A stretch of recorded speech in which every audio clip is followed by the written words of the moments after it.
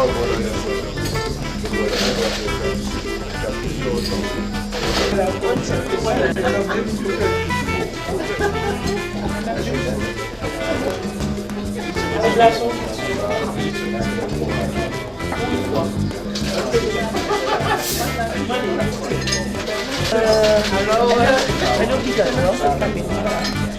pas vrai ça.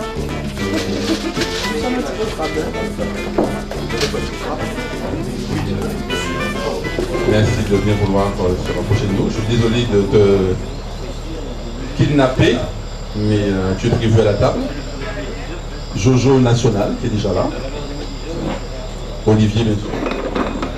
Sans plus tarder, je passe la parole à Lislaine, la présidente du club, du Rotary Club de Marie-Galante, district 70. Oui, du coup, je parle. Merci Camille. Bonsoir à vous tous. Merci Olivier, et Brigitte et Anaïs d'être venus parmi nous pour faire ce débat. Je vous souhaite de passer une bonne soirée avec nous et je repasse le micro à Camille.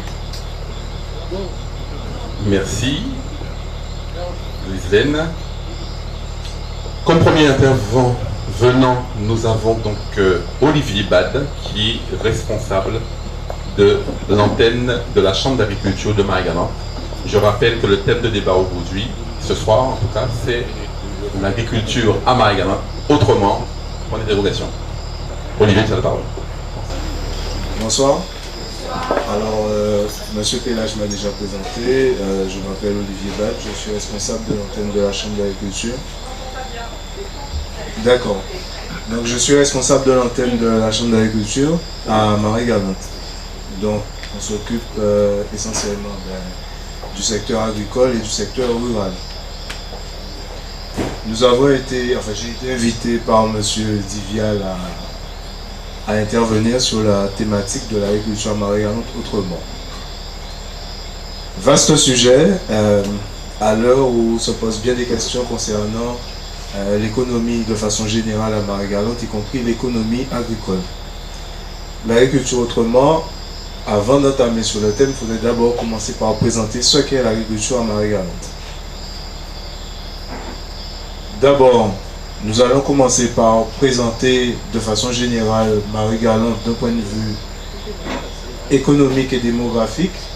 Dans un deuxième temps, nous ferons un état des lieux de l'agriculture de l'île avec les caractéristiques des principales filières agricoles, donc la filière canne, la filière élevage, la diversification végétale, l'agrotransformation, l'agritourisme. Dans un troisième temps, nous verrons les perspectives d'évolution et nous conclurons sur le sujet. Enfin, je conclurai sur ma partie. Très bien. Donc, Marie-Galante. Marie-Galante, grosso modo, c'est 158 km². À titre indicatif, j'ai mis les comparaisons avec la Guadeloupe, la Martinique. C'est grosso modo 10% de la superficie de la Guadeloupe. 15 000 hectares, dont environ 5 000 hectares de surface agricole, avec une population au dernier recensement, je suis désolé, je ne l'ai pas encore actualisé dans la mesure où les informations, pour l'instant, n'ont pas encore été actualisées. Bon, je pense qu'on est environ à 10 000. 12 009, d'accord, il n'y a pas beaucoup. Donc, selon le dernier recensement professionnel de l'INSEE, la population active en 99, donc on avait 50% sans activité professionnelle, et plus particulièrement concernant le secteur agricole et la pêche, puisque ce sont les secteurs qui sont liés, dans la mesure où ce sont les secteurs primaires, activité primaire, on avait 21% de la population qui était dans ce secteur d'activité. Par rapport au nombre d'exploitants par commune, donc Gambourg, 3 communes, donc celle qui compte le plus d'exploitants c'est Gambourg, suivi de Cap-Esther et de Saint-Louis. Grosso modo, sur les 2 derniers recensements, encore une fois, le dernier recensement a eu lieu en 2010, les derniers résultats, de façon globale, on a eu les résultats pour la Guadeloupe, mais les résultats par commune ne sont pas encore sortis. Donc, bientôt, on pourra actualiser ce document, mais ce qu'on constate, c'est qu'en l'espace de 10 ans, la tendance est à la diminution du nombre d'exploitants, et le dernier recensement n'y échappera pas, puisque à l'échelle départementale, on était à 12 000 chefs d'exploitation en 2000, et on est de l'ordre grosso modo de 7-8 000 en 2000. Donc, M. Dial m'a demandé d'intervenir, surtout parce qu'on avait une discussion au niveau du bateau sur justement l'agriculture différemment. Autrement. Donc je dirais que je ne suis pas encore agricultrice comme je le voudrais. Je suis déjà en phase d'installation parce que j'ai déjà planté des cannes qui doivent servir de fourrage parce que j'ai un projet bien précis. Des cannes qui ont été plantées sur une parcelle qui n'a pas connu de produits chimiques depuis plus de 5 ans, qui restait en jachère. Il a dormi. C'était le projet. Et notamment au niveau de l'installation, ce serait de faire, sans donner trop de détails parce que je n'irai pas jusqu'au plagiat, mais sans donner trop de détails, j'espère finaliser le projet d'ici 2 ans. C'est-à-dire remettre au goût du jour les cultures traditionnelles, certaines plantes médicinales et peut-être centraliser une certaine agro-transformation sur Marigal. J'entre pas trop dans les détails parce que voilà. Et surtout la mise en valeur des déchets au niveau de l'exploitation. Donc dans ce cadre-là, on travaille déjà avec des GIA. Des GIA qui font déjà certaines productions qui sont endémiques, bien spécifiques, très demandées sur la Guadeloupe, notamment le pois d'Angole, le pois boucoussou, le manioc, et qui ont quand même hérité de certaines méthodes transmises par leurs parents. Donc c'est très intéressant de travailler avec eux. Nous sommes en phase de réflexion et nous verrons.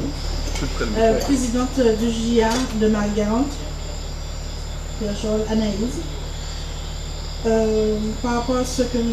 Bad a dit par rapport au GIA, en fait, des agriculteurs installés à Marie-Galante, c'est vrai que si nous regroupions, on aurait pu aussi se rassembler pour faire, comment dire, l'appareil, enfin, la grosse transformation que X personnes, normalement, peut-être veulent faire à part. Si on se regroupait, ce serait très mieux. Et la problématique que nous avons aussi au niveau de l'eau. Bon, normalement, nous en tant qu'agriculteurs, on devrait normalement se rassembler, même si nous sommes des jeunes, on a à part, chaque personne a leur idée, à part, c'est-à-dire transformation, élevage, volaille et tout.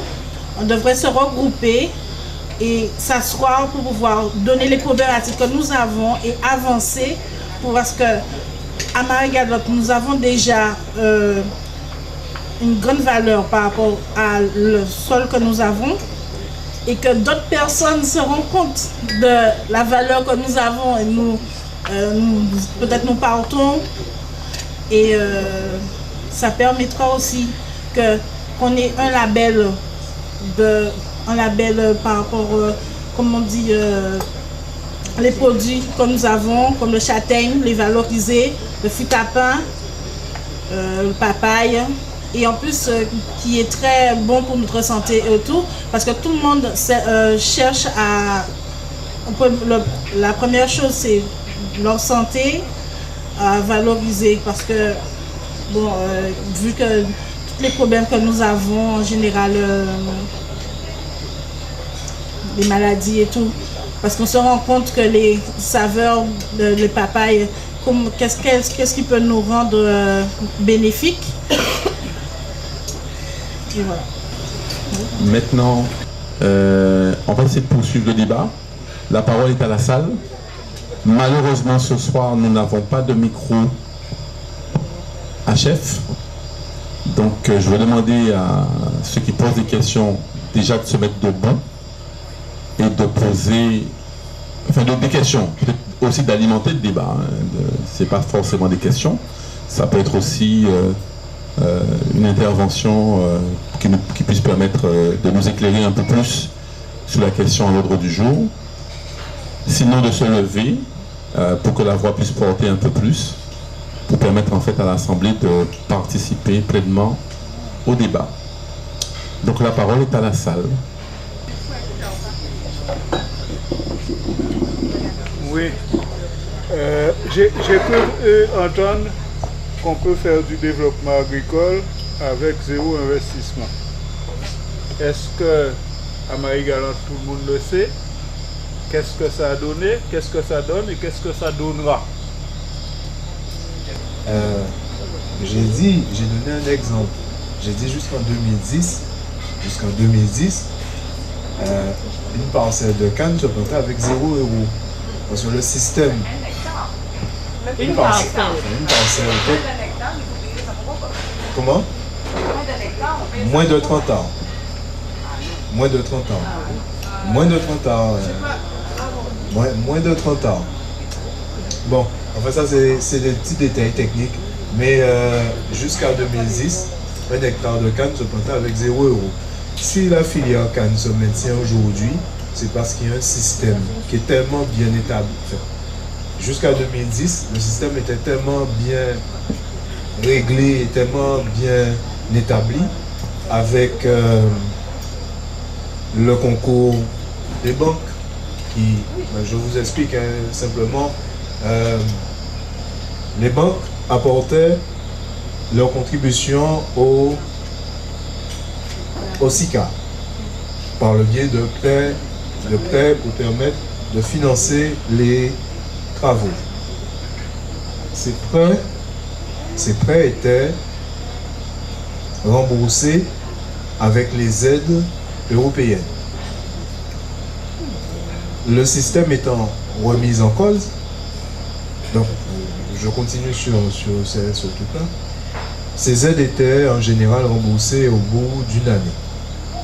Mais sur le cycle de la récolte de la canne. Donc ça faisait que c'est un système qui fonctionnait à crédit et sur lequel le retour se faisait un an après. Depuis 2 ans, le fonctionnement du système tel qu'il est remis en cause au niveau européen. L'impact, c'est qu'aujourd'hui, l'agriculteur qui veut replanter une parcelle, aujourd'hui, il doit débourser. Conséquence directe, on la voit dans les campagnes. On est passé d'environ 350 hectares replantés par an à, je crois, cette année, à bien moins de 100. J'ai pu comprendre que la surface plantée diminue depuis des années. Or, nous avons à Marie-Galante des terrains en rachère. Donc, avec un système comme ça, on aurait pu développer la surface cannière. Avec ce système-là? Avec ce système-là. Pourquoi on ne l'a pas fait et quelles sont les difficultés? C'est vrai qu'il y a beaucoup de terres en jachère sur Marie-Galante, il y a beaucoup de terres en friche. Et même des terres en bois. Parce qu'une terre en jachère, une terre en friche et une terre en bois, c'est pas la même chose. Bon. Mais il faut voir aussi qu'il y a beaucoup de terres qui sont en indivision. Alors, quand un terrain est en indivision, ça veut dire qu'il y a plusieurs propriétaires. Pour pouvoir cultiver ce terrain, il faut avoir l'accord de tous les propriétaires, ce qui n'est pas chose facile parce qu'il y a des indivisions qui datent de 100 ans, 200 ans. Difficile à lever. Et aussi, c'est un peu la loi du plus fort. Plutôt que des questions, ce sont peut-être des éléments d'enrichissement que je voudrais apporter ce soir. Sous ma casquette, chef de projet Agenda 21 sur Saint-Louis-Marie-Galante, parce que dans ce cadre-là, nous avons un groupe de travail agriculture qui travaille maintenant depuis un certain nombre de mois. Donc j'ai noté quelques points particuliers sur lesquels effectivement j'aimerais apporter des éléments. Alors il y a un premier mot qui m'a beaucoup interpellée quand notre ami s'est présenter, c'est la notion de plagiat. La notion de plagiat, je voudrais y revenir dans le sens où quand une personne a une bonne idée, souvent, d'autres personnes ont la même bonne idée. D'accord? Donc peut-être que vous avez un projet précis, mais peut-être que d'autres personnes que nous avons rencontrées ont aussi cette même bonne idée. Donc parfois le plagiat effectivement existe, mais parfois c'est juste parce qu'on a eu, je dirais, une démarche commune. Et à ce titre, je reviendrai sur ce que vient de dire Olivier, en disant qu'il faudrait vraiment aller vers un changement des mentalités. Parce que ici tout est cloisonné, chacun fait dans son coin, et en réalité, comme les gens n'arrivent pas à travailler ensemble, alors de façon culturelle, historique, tout ce qu'on voudra, il se trouve que tous les gens qui ont ces bonnes idées, alors qu'ils pourraient unir leurs forces, se retrouvent dans des petits morceaux, dans des petits casiers, et chaque petit morceau de projet fait que ça n'avance pas, alors que si on changeait les mentalités, sans doute les choses peut-être seraient renforcées. Bon, Marius m'a volé une partie de ma question. Je voulais poser le problème sur deux volets. C'était est-ce qu'on s'interroge sur la nécessité ou pas du remembrement agricole, de la réforme agricole, la réforme agraire à Marie-Galante, parce qu'il y a un certain nombre d'obstacles qui sont liés à la forme, à la superficie réduite des parcelles traitées et qui sont un frein à la productivité. Donc c'est une question que je pose, est-ce qu'on se pose la question du remembrement agraire? Et la deuxième question, c'est pourquoi on n'applique pas la loi sur l'indivision, puisqu'il y a une loi qui existe et que l'indivision, il ne suffit pas de se retrancher derrière une notion déjà ancienne, il y a une loi sur l'indivision et cette indivision doit être traitée à travers la loi. Voilà, c'était la question que je voulais poser. Concernant cette notion de plagiat, bon. Déjà, il faut dire que on ne peut pas dire qu'on refuse de travailler avec des autres agriculteurs. Si nous refusions, nous ne serions pas là ce soir. Nous acceptons de diffuser certaines de nos idées. Toutefois, il faut noter qu'un certain nombre de coopératives sont déjà venues travailler sur Marie-Galante et que les agriculteurs de Marie-Galante se sont cassés les dents. Et quand ces coopératives-là sont parties, eh ben, les agriculteurs de Marie-Galante sont restés le bec dans l'eau, ce qui fait qu'il y a une certaine culture de la méfiance de travailler en groupe. Bon. Concernant mon projet, je pense que à ce niveau, c'est un projet qui dort depuis 17 ans. Donc c'est un ado. Même avant de travailler, il était déjà bien en gestation. Donc, pour l'instant, de toute façon, je ne pourrais pas le faire toute seule. J'ai entendu beaucoup de choses, simplement il y a quelque chose qui m'inquiète. On ne parle pas trop de la problématique de la coupe de canne sur Marie-Galante, hein, ce qui est un gros problème parce que j'aime bien entendre qu'effectivement qu'il y a des aides. Et puis, ceci dit que après, quand on arrive à la question de la coupe, nous savions tous sur Marie-Galante un peu les problèmes qui existent concernant la coupe et pas de main-d'œuvre. Et j'aimerais savoir qu'en pensez-vous? Alors d'abord une question, est-ce que vous pouvez m'expliquer pourquoi le taux de sucre de la canne guadeloupéenne est si faible par rapport à celui de la canne réunionnaise ou de l'île Maurice, puisqu'ils arrivent à 13-14 contre 9 ici. Et ensuite une réflexion, moi je suis tout à fait néophyte, et je suis épatée que l'on continue à s'enferrer dans une activité qui rapporte si peu. Je ne connais pas de maraîchers, de viticulteurs, de sylviculteurs qui accepteraient de travailler pour une rentabilité aussi faible à l'hectare. Alors donc, y a-t-il pas une autre possibilité de rentabiliser la canne par des biocarburants, par de la nourriture pour les bovins ou autre? Mais la filière sucre paraît complètement dépassée quand on est en dehors de l'activité. Peut-être que je me trompe, mais ou alors je n'ai rien compris. J'ai pas voulu me pencher sur le débat de la filière canne qui fait trop polémique maintenant. volontairement. Mais la problématique de la coupe, évidemment, effectivement, c'est un poste très important parce qu'essentiellement réalisé de façon manuelle. Et de point de vue charge, ça représente presque 50% du coût de production aujourd'hui. Cette problématique sera résolue apparemment puisque les investigations sont en cours pour trouver des machines adaptées à la topographie de Marie-Galante. Ça, c'est la première des choses. Mais enfin, une machine seule ne résoudra pas le problème. Il faudrait un ensemble de conditions pour résoudre ce problème. Le taux de sucre. Donc, le taux de sucre, il y a environ 5 ans, le taux de sucre était aux mêmes valeurs que celle de la Réunion. Non, vous m'avez dit en Guadeloupe, hein? En Guadeloupe, c'est ça? Guadeloupe, Marie-Galante. Donc, qu'est-ce qui s'est passé? Les techniques de travail ont complètement changé. Avant, les agriculteurs marie-galantais, lorsqu'ils coupaient eux-mêmes leur canne, c'est une question de technique. Ils enlevaient la paille. Donc, ça fait que lorsqu'ils arrivaient, les échantillons de la canne, lorsqu'elle arrivait à l'usine, elle était coupée ultra fraîche, donc coupée il y a 2 jours, rentrée. Aujourd'hui, elle rentre à au moins 1 semaine, 10 jours, si ce n'est pas 1 mois. Donc, évidemment, la richesse, une fois que la canne est coupée, le sucre se dégrade très rapidement. À La Réunion, ils ont un très fort taux de mécanisation, ou peut-être ils ont probablement une différente façon de gérer leur récolte, qui fait que les cannes n'ont peut-être pas ce délai de traitement. La qualité du produit, elle est très vite altérée, donc si elle n'est pas coupée, transportée, traitée dans les temps, eh bien, ça change tout de suite. Bon, ben bonsoir. Donc moi je vais juste amener quelques chiffres qu'Olivier n'a pas donné. Production de viande à Marie-Galante, c'est 200 tonnes à l'heure actuelle à l'abattoir. Bon, je fais des chiffres simples, hein, des chiffres qu'on va retenir. 200 tonnes. Semaine? Année. 200 tonnes année.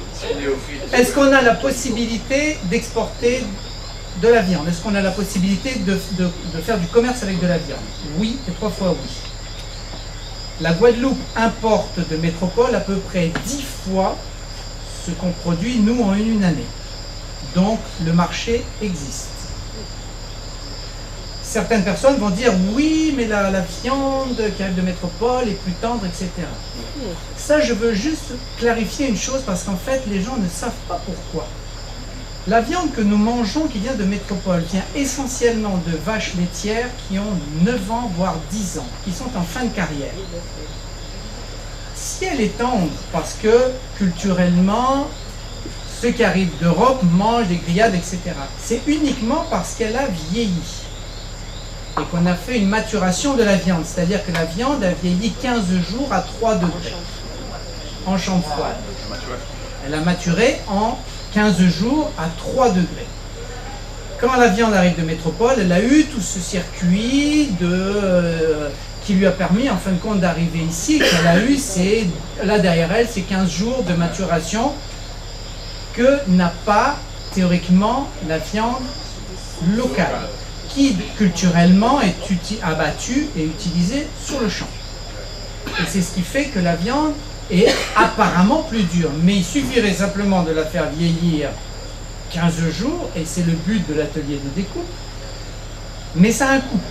C'est-à-dire qu'on frigorifie quand même des carcasses pendant 15 jours, et que pendant 15 jours on fournit du froid à 3 degrés pour que la viande mature et devienne moelleuse, etc., et qu'on puisse la manger en grillade plus agréablement.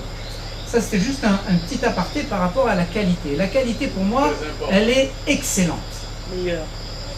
Il y a pratiquement, il y a 10 fois moins d'antibiotiques et de produits chimiques qu'il y en a en métropole. Donc, c'est vraiment pas un problème à ce niveau-là. Je remercie tous les intervenants pour leur brillante intervention.